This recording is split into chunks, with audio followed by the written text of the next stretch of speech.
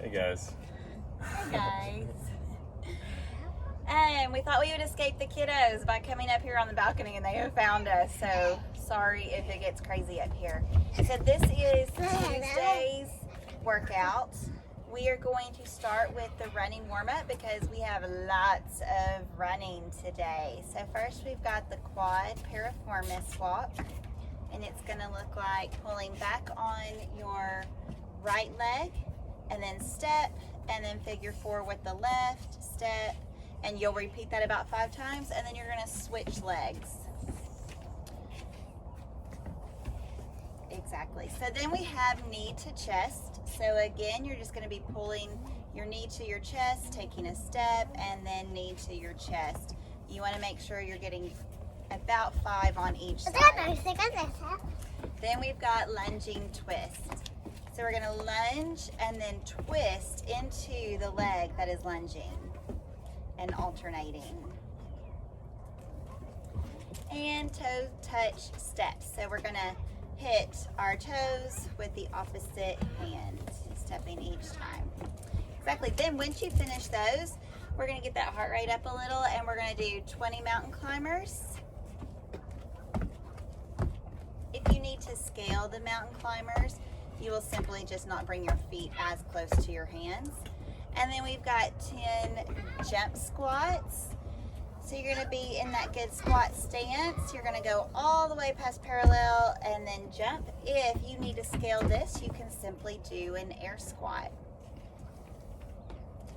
Okay. And then we have 5 burpees. You're going to go all the way to the ground, pop up, and jump out overhead. Now, if we need to scale this, you can step back into that burpee and step forward. Still, we want to go hands out overhead, fully extending at the hips. Okay. And then we have calf stretches. So you can grab a dumbbell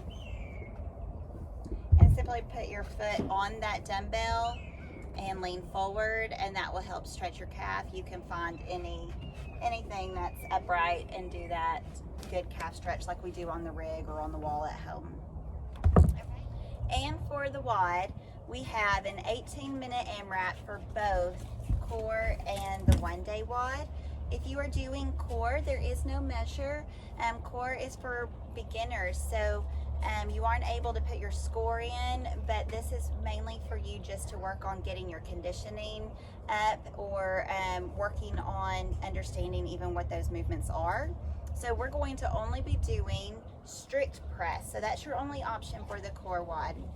And we do that because we want you to keep everything nice and stable. So you're going to do 3 strict press on each side, and then a 100-meter run, walk, or jog.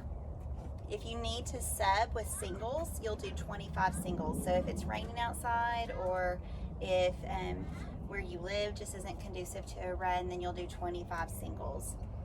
For our one-day WOD, you are going to do 3 shoulder to overhead. So that means you get to do strict press, or push jerk on each side. So 3 each side, a 200-meter run, and that's round 1.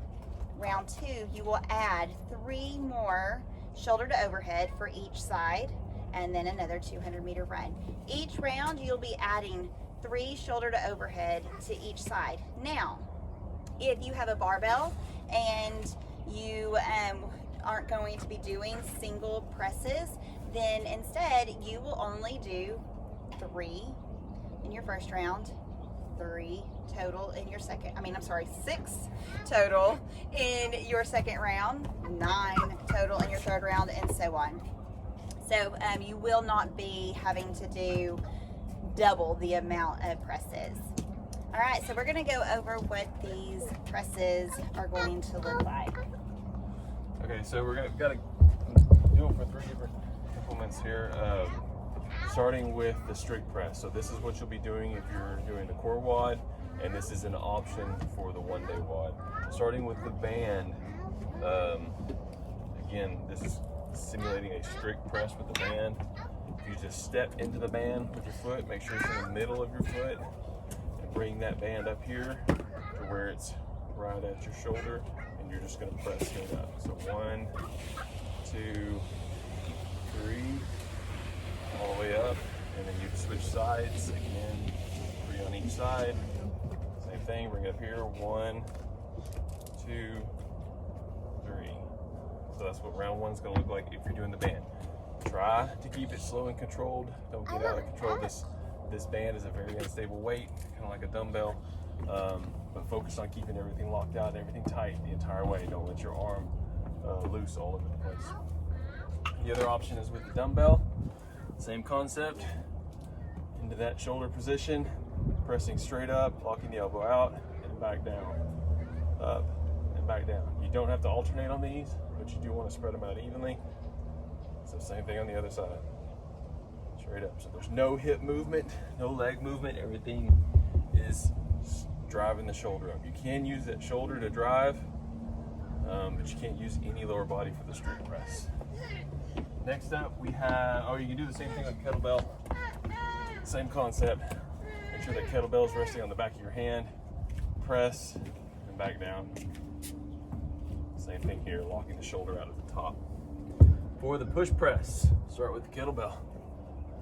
These you don't really want to do with the band. If you're doing the band, I would suggest just sticking with the strict press. It's still gonna be a really great workout. With the push press, we're adding a little bit of hip extension to this. So we're using the drive from our hips to help launch this weight overhead. So we dip, drive it out overhead. Dip, drive it out overhead. So once our legs and hips lock out, they stay locked out, and we press the remaining out with our shoulder. Same thing on the other side. Dip, drive, dip, drive. Same concept with the dumbbell. Here. Same thing. And then last but not least, the push jerk. Back to the kettlebell. So in this one, same concept, dip, drive the weight out overhead, and then we're gonna drop underneath it. So there's a slight drop at the end, and we catch and stand. This is the finished movement. Arm locked out, hips locked out. Make sure you do that, don't shorten these. Same thing on the other side. And then same thing with the dumbbell.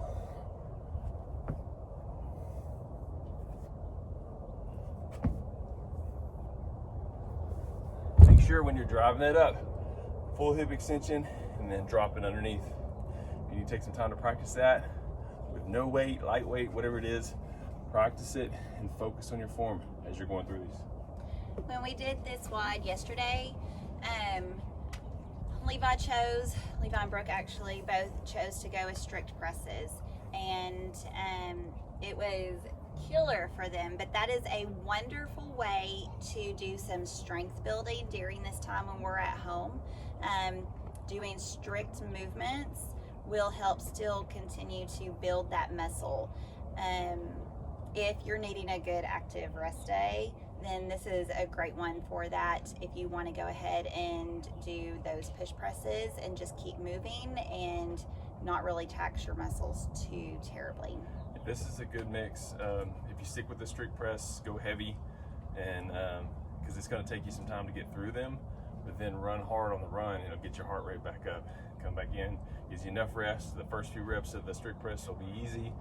It'll wear you down again, and then you get to run again. So it's a good mix of getting your heart rate up and some good strength training. So, but like Jess said, also if you want to make it more about cardio and you just want to have a good push that day, do jerks or do push press and just keep moving. Try to find a fast pace that you can stick with. The Fast pace. Pasty face. You don't want to have a pasty face. All right, good luck with this.